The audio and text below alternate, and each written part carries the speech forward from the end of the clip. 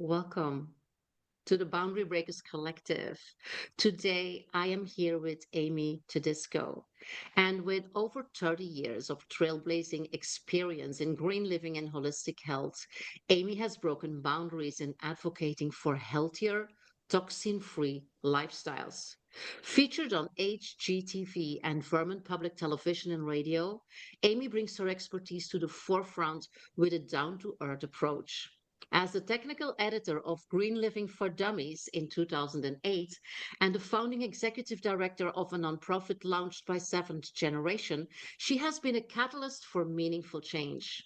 Amy's practical, actionable guidance has empowered countless individuals to embrace eco friendly, holistic living, transforming their health, homes, and communities.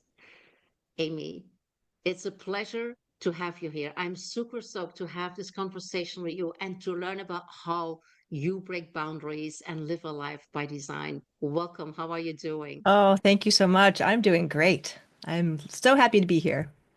Yeah, likewise. I'm so happy to have you here. We had conversations in the past, and I was so always, you have so many things that we can learn from because Oh, your lifestyle, because all the experience that you have combined into all these golden nuggets of wisdom. So, my first question always in this series is what makes you or what defines you as a boundary breaker? that's a great question. So I would say that my early childhood actually started me off on the right path. My mom was single for most of my teenage life, and she really instilled the whole idea that I could do and be anything I wanted. And to cement that in, she had taken a personal development seminar that was popular in the 1970s called EST, and she sent me to go as a 13-year-old in an Oh, adult wow. training for 2 weekends. And that, I would say, really started things off for me, where I realized that I am in control of my own life, that I can make choices that either serve me or don't, and that I never really felt like I was a victim of circumstances. I always felt, okay, what do I want to do? What do I want to achieve? And then I would go for it. I must say, I'm just thinking of how many of us would send their 13 years old to Probably not weekends. too many. I know times are different now, and we might even think that's very dangerous, Right, having right. all the things happening. But then again, it's another proof of how education and how upbringing can be Huge. it's so determining factor of how you continue your life and of the Yes, mindset you get and of the belief systems that you develop. absolutely. Yeah, and Mm. I think I was fortunate. I grew up in New York City, which is the complete opposite of where I live now. I live on this beautiful organic farm in Vermont by choice, Mm. but I got some excellent schooling too. So in addition to my mom and her attitudes about life and women, I went to an all-girls school until 12th grade. And so it was a private school that was very focused on supporting young girls becoming women and essentially showing us that there are no roadblocks that we can't overcome. And that I think really strengthened the message that I got from my mom. Yeah, yeah, I can only imagine. And there again, this is something exceptional, isn't it? Yeah, I was lucky. Yeah, although I know a lot of women with children being very open in their education Yes, mindset, offering them as many opportunities as possible. absolutely. Still, there are so many things that we can optimize. And I guess there's also a lot of things that we have from our own upbringing and also from the fears that a lot of us develop from whatever is happening around us that Sure. And might limit just to, ourselves and then also limit our children, especially our yes. daughters, So in just to how balance free they out can my, be and behave. yes, sorry, I didn't mean to Mm, interrupt you. it's okay. To balance out my rosy perspective, I also was dealing with a lot of scary stuff growing up in New York City in those Mm, years. It was pretty dangerous. My mother, her apartment was on the Upper East Side, but we didn't have a ton of money. We got a scholarship to school and that sort of thing. So I went to school with really wealthy people and lived in this great neighborhood. And still, there were tons of scary incidences. Like I didn't even like to travel the subway. I would much prefer the okay. bus or walking. So it was a lot of balancing the fears of growing up in a place that was fairly dangerous, and particularly Yeah. for young women, which I think it still is, and this feeling that I could do anything that I put my mind to. Mm, yeah, I can only imagine. So basically, there you are. You had this education, you had these 2 weekends that kind of impacted your mindset and your view on Yes. the world. But then, how did you end up on a farm on Vermont? That's a great question. When I was a kid, I got to come up here to go skiing with my dad and his wife. They always rented a house in the winter with a bunch of friends to go skiing. And so I was just so amazed by how beautiful it was. And once I was a mom and I was married to somebody else, I was living in Massachusetts. I feel like that was my interim years. And I really wanted to move to either Vermont or California. And then I ruled California out because I felt like there were too many natural disasters and it was very polluted, expensive, crowded, etc. So I was able to convince my former husband to move up here, and it was like I was on vacation every day, even because I was working from home. I've basically been an entrepreneur pretty much out of college, taking different part-time jobs when I needed to. But I had this vision, even as a young kid, of loving nature, loving animals, wanting to be connected more deeply with nature, because I feel like I'm one of those kind of people that my environment really impacts me. So if I'm in a crazy, dirty, loud kind of place, that's going to make me feel constricted. And so I really got to experience how different it was to live in a place that was beautiful and safe. And I can see a moose on my front lawn or a bear on my porch, which is not ideal. But these kind of experiences allow me to feel like I'm more connected to the natural world. And that really helps inspire my work because a lot of what I'm doing is certainly teaching people how to live a less toxic, more eco-friendly, and holistic life, ideally to stay away from doctors and pharmaceuticals as much as possible. And the connection to nature, feeling like that we are all connected to this living world as well as each other, and that it's our responsibility to take care of this amazing gift that we've been given to live here. And so it's so much easier for me to do that when I'm living in a beautiful place that's filled with nature and farms and a lot more of a healthy living ethic. Yeah, absolutely. And that really resonates with me. And I know it will also resonate with a lot of women. And then, of course, yeah, probably it was easy for you to do. But for me, I don't see how to do that. And Yeah. that also resonates with me. I'm living a little bit like you in the middle of Yes. nowhere. I'm living on the top of a mountain, and I choose to live like that only 5 years ago, although I already Amazing. have the place for 15 years. So there again, it was not like a hard decision because I already knew where I was going to. But before that, I just had the traditional linear career study hard, Mm. work hard, paying for that. It costed me my marriage and staying in like a rhythm and a pattern that was like very normal in when we look at how you organize your life nowadays. It's studying, working, having a family, working even Right. harder than if you're lucky not having a burnout or a depression or any other sign of your body like this is enough, really, you are exaggerating. It took me a long time. Yeah. It basically it was until I came here and understood how nature and silence, like you say, are a lever for transformation, are a lever Yes. for recharging your batteries. That I said, whoa, it can be very different. Yes. And a lot of us know that or are Right. aware of that, but we don't do it because Right. we have the children, or our Right. husband has a good job there, or we have a very good job Oh, in yeah. corporates, or parents are there and they, Yes. they are needy and we will have to take care of them. And so Yeah. basically, there's so many other elements that keep us from doing that. What is your advice to shift that, to make that possibility more a reality, That's to such, bring that closer? yeah, that's such a great point because I did some of the traditional stuff, went to college, got married, had a child. I never really worked in a traditional industry per se. I temped for a bunch of times, but even right out of college, I started becoming a photographer because I was so inspired Mm, by a class that I was taking and had been hired by my professor actually to be his assistant. So I have a kind of a unusual and unique way of looking at career stuff. But I think the main thing that I kept thinking about, especially once I had a daughter, was I wanted to be the role model for her to say, hey, you can do this your way. That yes, mhm, there may be these pressures and societal influences, but I didn't feel like I had to necessarily follow it exactly the way that everybody else was. And that certainly took risks. That certainly took being willing to live on less. It became such a powerful force in me that it felt like I didn't really have a choice. Of course I did, but I felt like I was going for these things that were so important to me. Like the work that I do is a passion. It's something that I'm doing because I feel like I'm fulfilling maybe an agreement that I made as a soul before I came into this body.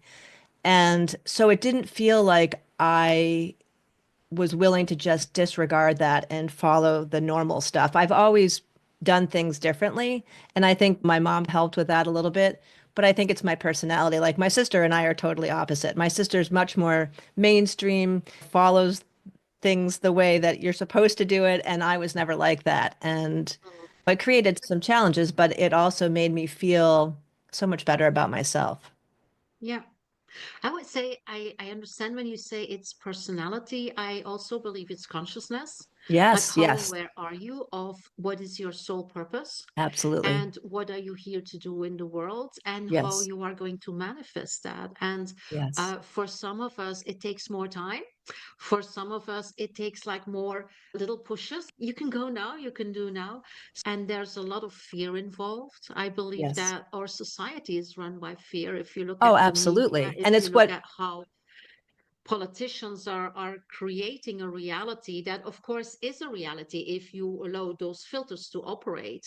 correct. So it is about finding different filters to create a reality that really matches your sole purpose, and Yes. then just go for it. Like you say, sometimes it's risky and I'm doing it anyway, sometimes I'm Yes, afraid and I'm doing it anyway, and then exactly. just look what happens. My standard question is, what's the worst that can happen? Yes, I do that too. Yeah, and it opens so much opportunities. It is.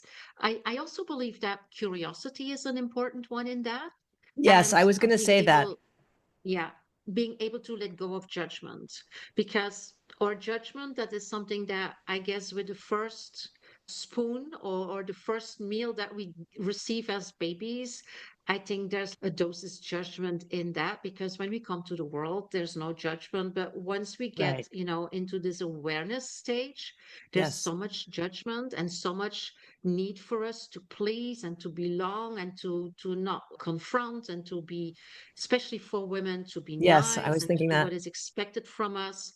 And so we like completely undo our personality, but Yeah. with that we also undo our potential, we Yes. undo our gifts for the world, right? And so it's wonderful to be able to see that with you and to do that, and also to do that with clients, you and me, to Yes. rebuild that personality, to have access again to those gifts, and to reconnect with inner strength in order to say, this is me and this is my voice and I speak my truth and Yeah, I'm doing what I'm here to do. And that's such a absolutely. powerful process, actually. It's, yeah. I had a very powerful experience in my teenage years. I took an actor's class. It was like a weekend workshop, I think. And we had to prepare a character to perform on stage. And I thought, oh, I'll be a ballerina. I was really into gymnastics at that time, and I thought ballerina would be cool. So I had this whole idea of what I was going to say and do. And the girl before me got up and did a ballerina. And I thought, oh no, I can't do the same thing as her. I've got to come up with something else. And so what one of my thoughts was going to be following intuition. So my intuition said, become one of those TV evangelist ministers. And so I didn't know a whole lot about it other than what I had seen on television. So I got up there and I started doing this character, and it was wild. I had the entire audience on their knees simulating praying and all that stuff. And I froze at that one moment because I thought, oh my gosh, I have all this power. I can't believe that people are going along with this. And I remember the teachers in the back of the room saying, get back in character, get back in character. And I thought, okay. And so then I took it back up again. And that moment has always stayed with me because I thought, wow, I had way more power and presence than I even was aware of. And it was such a cool experience to draw on, to remember that. And so anytime I've been in a situation where I've been doing public speaking or speaking out about something, I always remember that experience. Yeah, I like that a lot. When I work with women in order to like reconnect with their strengths and access their power centers, one of the power centers is indeed, like you say, this powerful you. Yeah. And so Yes. if things are tough or things are difficult, or you don't find the courage to reconnect with that powerful you that was standing there and had this experience of Yes. impact and of confidence, reconnect with that and then use that energy to confront whatever has you have in life in the Yes. moment. It's a very strong one. I'm really Yes. happy that you bring that as an example, because we can all do that. Everybody has moments, even if it's like years ago, where they Yes. felt powerful. Exactly. There's always at least one moment, and so reconnect with that and use that energy to deal with whatever is coming your way a lot better than be afraid and not understand and think that you are powerless, because when you feel that, it's like indeed you're giving away your power and you let Exactly. other people or situations control you, and taking back that power from the inner strength. Such a good, I would say, approach. It's an amazing process. It's an amazing process. And we can practice that. We can practice that even with visualization. Imagine ourselves as very powerful in certain situations, because our brain doesn't really knows the difference between That's right. Well, reality and our that's thoughts. We can really trick our brain, right? And yes. so if we step into that power imaginary and we connect with our heart, we really feel it. We have the emotions that go with stepping into that power. It creates an energy that we can use for whatever comes our way, for whatever curveballs life throws at us. And these are Yes. very simple things. And Well, yet, I not everybody understands or practices it. So that's right. maybe when you're listening or when you're watching this episode, try it. You will see it will shift a lot. Yeah. I really want to highlight what you said about the brain doesn't know the difference between imagination and reality, because that's one of the things that I have capitalized on as far as like creating vision boards and, you know, imagining what I'm trying to create, imagining it ahead of time, and then being Uh-huh. grateful for it as though it's already happened. There's all kinds of Yeah. neat little spiritual tricks that we can do to help our brains overcome that humanness that gets us stuck. Um, Yeah. Yeah, yeah. absolutely. It's about creating these new neural pathways, basically, Yes. because especially if you feel like, I can't do that, I'm not good enough, nobody will Right. be interested. If you repeat that enough, you create like a highway That's in absolutely your right. brain in terms of neural connections. And it is about creating new ones. And with, like Yes. you say, with vision boards, with imagery, with visualizations, you can Right. create these new neural pathways and make them deeper and easier to access. And we Right. all have that. I mean, for this year, I have this big project I'm launching soon.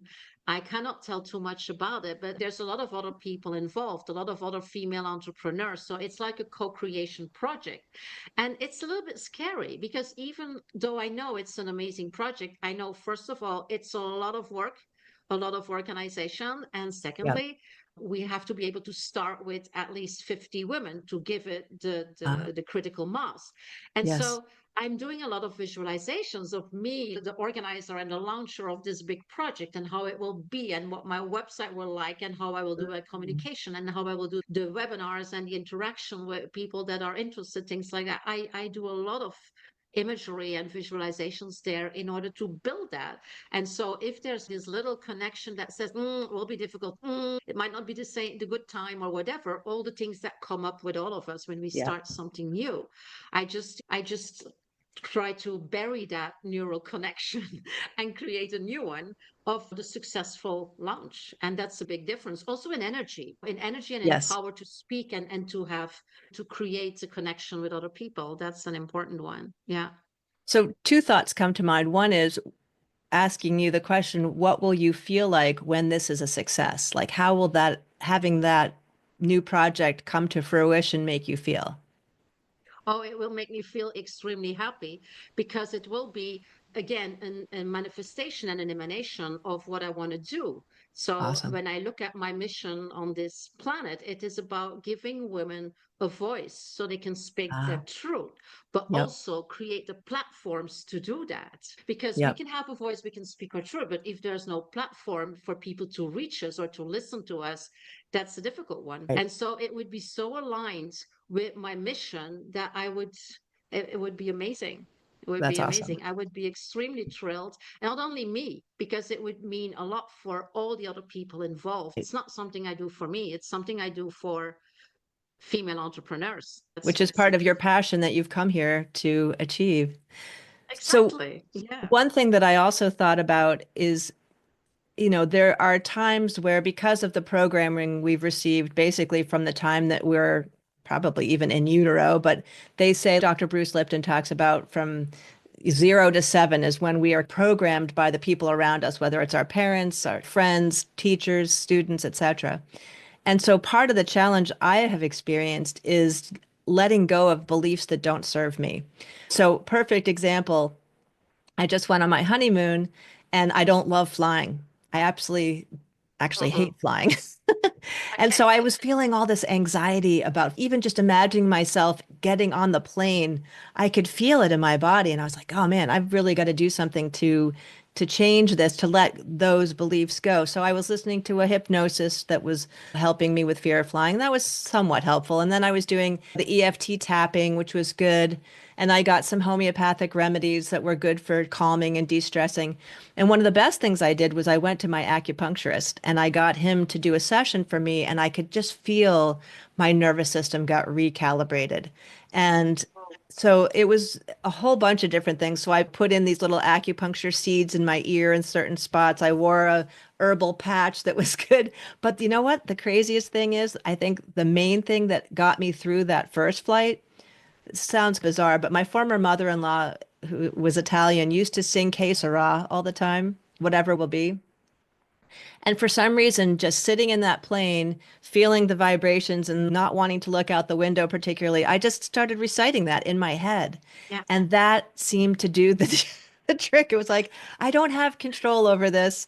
I have to Yeah. trust that the pilot's going to do a good job. And that I even asked all my nature spirits and former loved ones that were in spirit to help protect the plane. And then I just had to let go. I was like, okay, if I'm supposed to die in this airplane, then I'm going to die, whether I am stressed out about it or not. And I didn't think that I would. It was just like that letting go piece.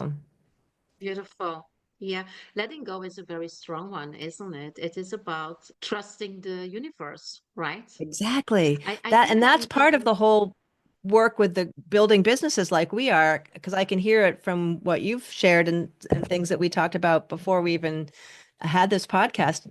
But just the idea of trusting your intuition and following the curiosity, you mentioned curiosity, and I think that's huge, and taking it step by step. We don't have to achieve everything in a day. And I'm so classic for thinking that I can get a lot more done in a day than I can. I'll have these great to-do lists, and then I'm like, wow, it took me so much longer to get this done than I thought it would. Okay, fine. yeah, So I think that's part of the whole imagination process and taking the next step. And it's the same thing I do in my green living work. I tell people you don't have to change everything overnight, which is my personality, but more people are comfortable taking smaller steps and smaller steps that then build up into a bigger sort of yeah. momentum. And that's a much better way to build new skills and change. Yeah, absolutely. That integration is at your own pace. And the Yes. thing is that we have been raised, and especially in corporate life, in entrepreneurial, everything is linear. It Oh has to go gosh, like that. yes. And Yeah. there's like this time space linearity that in reality doesn't exist. Right. Sometimes you make really small steps, and then sometimes you make this big leaps in Exactly. your dreams or your aspirations. And it is about trusting that what will come and not Yes. losing the inspiration and the intention. But the And then funny the thing, whole divine yeah, timing I mean, plays a big role, I found too. exactly, Yeah. absolutely. So I think it's very important to understand that we don't have to do these things linearly. Okay. Sometimes it takes some time before things really manifest, Right. before we really see some results. It's about trusting your instinct, trusting that wisdom, and knowing that As I already said, the universe will organize itself around what you need And to introduce you to the manifest. right people and give you opportunities that help Yeah, move you forward in your path. So I exactly. think that And that's just reinforcing the whole idea that we're not doing this alone, like you're saying, that we have this mm, support, whether we're aware of it or not, of these other kind of energies that are helping us move forward in our lives. yeah, absolutely. Now, when we are talking like this, maybe people watching this or listening might think that everything went very easily and we never had any struggles or pushbacks, but I can tell you that is not the case. What was No. it for you, Amy? Where did you struggle and how did you overcome certain roadblocks in that process? Great question. So, when I first started doing my green living work, I actually just started writing letters to the editor of a local newspaper and got a conversation going. And I had no idea where Mhm. it was going to lead. And at that time, I was a massage therapist.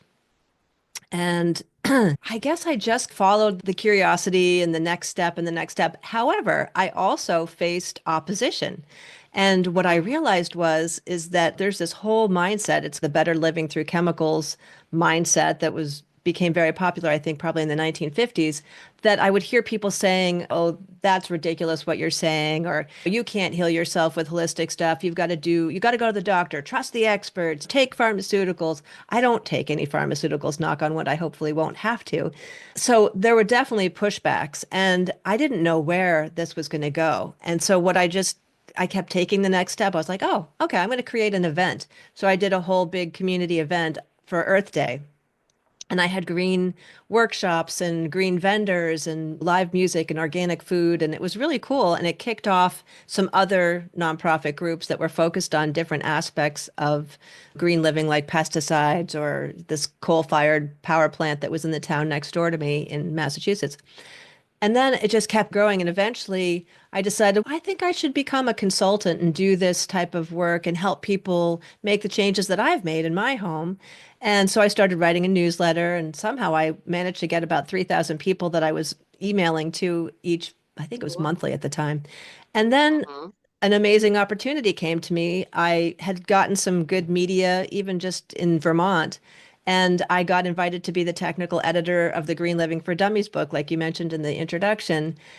I was never going to have guessed that. And then Yeah. that led to getting invited to be the executive director of a new nonprofit that Seventh Generation started. And then from there, I got a call from one of Oprah's producers that she was going to actually come and interview me in my Vermont home about my green My living God. lifestyle, which was so cool, but it didn't happen. So there was a Okay. challenge. She went Well, with somebody that was a nonprofit at the time. I was like, you know what? I was actually relieved because I did not have anything set up to take advantage of that kind of notoriety. So it was yeah. just, and the challenges were there all along. Like the job at Seventh Generation had its pros, but it was also very frustrating. And so I only stayed there for a year. And then I started a nonprofit of my own, and I went for this big $60,000 grant, and I almost got it, but they picked somebody else at the last minute after I went down to New York City to do this whole audition. So it was just, I kept sticking with, okay, what am I passionate about? What am I trying to achieve here? What's the next logical step? And then that's Mhm. how I just kept going. And I've gone through this little bit of a circuitous path. I got some coaching certifications, decided that I took a little bit of a break from the green living for a while and coached primarily women on health or life coaching, whether it was a business that they wanted to start or a relationship issue or whatever. And so I took that as a little bit of a hiatus from the green living, but then I felt like I wasn't really following exactly what I was supposed to do. And just Mhm. meeting my husband, Dave, 15 years ago, he's an organic farmer. I then ended up getting to live my dream of living on this organic farm in Vermont and then doing all these things to help the farm grow. And so it just, I just kept following whatever was next. And Yeah. so here I am today doing podcasts and have these online courses teaching people all of the stuff that I've learned along the way. Yeah. It's amazing. And the way that you tell it, I feel like how you just trusted and you just went for Yes. it. And even if it was difficult or if there was a struggle or a setback, you just continued Yes. this.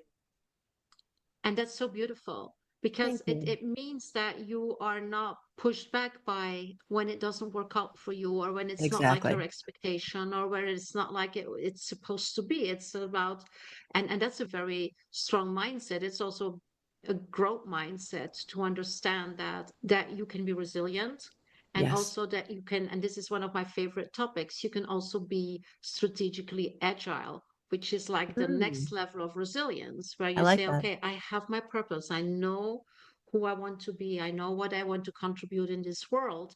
And Yes. whatever happens, I'm prepared for that. I'm also prepared for the setbacks, and I know Yes. how to work around that. And I know how to, Exactly. like you say, build my community of support.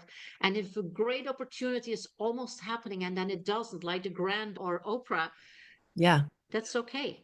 There's Yeah. no resentment, there's Right, no exactly. I regret, feel like there's something just better will come. And frustration. that's one of the things whenever I actually used to teach vision board classes for people because I had utilized them so much in my life. And one of the most important things that I think people should put on their vision board based on my experiences is this or something better. Because we don't know how good something could be. We may have a limited perspective of what we think we're capable of. I feel like maybe I'll be on Joe Rogan's show or something, which might be even more powerful than having been on Oprah back then, or who knows? I'm not really Yeah, sure what's coming next, but I'm open to it. And if one thing, like you said, if one thing doesn't work out, then there's something else around the corner that's probably better. I love that. This or something better. Yeah. That's really, it's very, it's how many words is it? Three words. Three, Four words. four words. Sorry, Yeah. my counting. That's okay. Four words that like can turn everything around in terms Totally. of how you look at life, how you look at events, how you Right. experience them, and how you use them to continue and build on that. That's Yeah. beautiful. That's Thank beautiful. you. I do quotes. I distill quotes from our conversations, and Oh, I'm pretty cool. sure that this one will be That's one going to of be your one of them. quotes. Yes, yes, we're going Beautiful. to make that famous. That's I a love very good that. one. Yeah. Absolutely. Absolutely. Amy, I'm pretty sure that just watching or listening this episode will mean a lot for a lot of people, like eye I hope so. openers or small ideas. Last advice that you have for women that are looking for more fulfillment, that are looking for more momentum in their life, and that are Yeah. looking for this holistic approach, that are tired of being only the professional woman, only the career Yes. woman, but want to open to all aspects of living. What would be your best advice?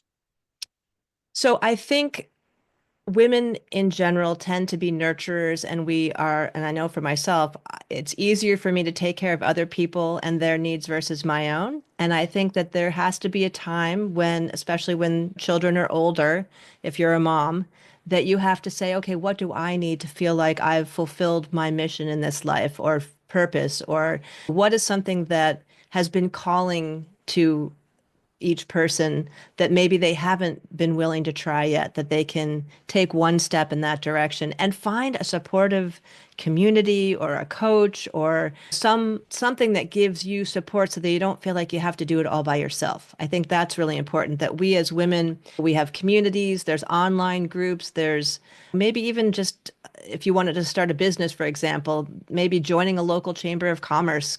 I don't know if those are as effective as they used to be. But basically, my point is looking for support to help move forward. And I think I've paid attention to people that have worked in hospice that talk to people as they're departing this life and some of the things that they talk about. And nobody has said, geez, I wish I had worked more.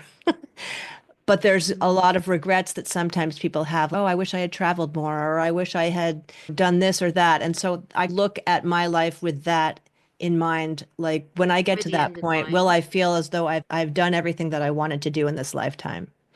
So Mm. that might be a starting point. That's a very good question. Absolutely. Thank you so much, Amy, Oh, my for pleasure. conversation, for your contribution to the Boundary Breakers Collective, for your contribution to the world, because the work that you do is very important. And maybe we can also mention you have a freebie for the people that are Oh, here in the yes. audience. Yes, I do. So We will set the URL for these freebies in the comments so you everybody who's listening or watching live or the replays have access to it. So what is it, Awesome. Amy? So it's a 7-day green living challenge. And so each day in your inbox, you would get one tip with a little bit of background information. Sometimes there's a video, but it's one area that is focused on in each email. And it's a gives you an action item. So for example, making your own do-it-yourself cleaning product or your own laundry soap or creating one organic meal. So this is the kind of stuff. And then there's a option to be a part of this community that I started on Slack that's part of the challenge that's free also. And so you can connect with other people and share challenges and successes and ask questions. And so that's a really easy thing to sign up for because it's a small step each day for 7 days. That's wonderful. I'll make sure that everything is in the show notes. I probably will participate as well because I Oh, love that'd be these kind great. of things. I do them myself. Even if we think that we don't have time, we do. And it Exactly. is, in terms of mindfulness, it's wonderful to do That's in all there these too. things.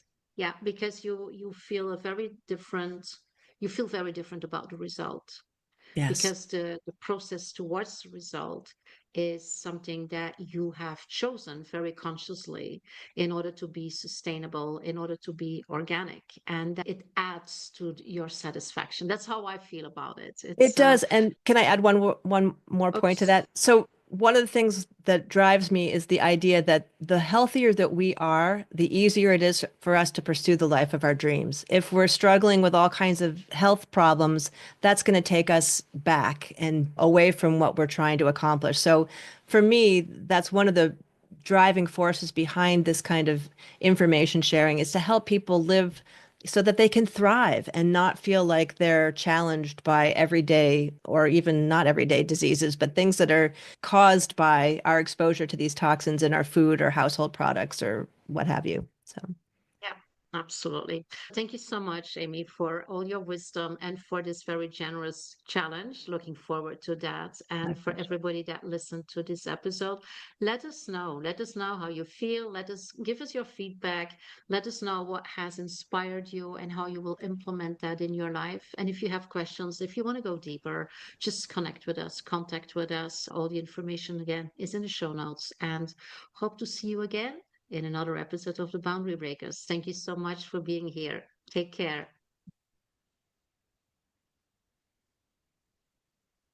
All right. I'm going to stop the recording, Amy. All right.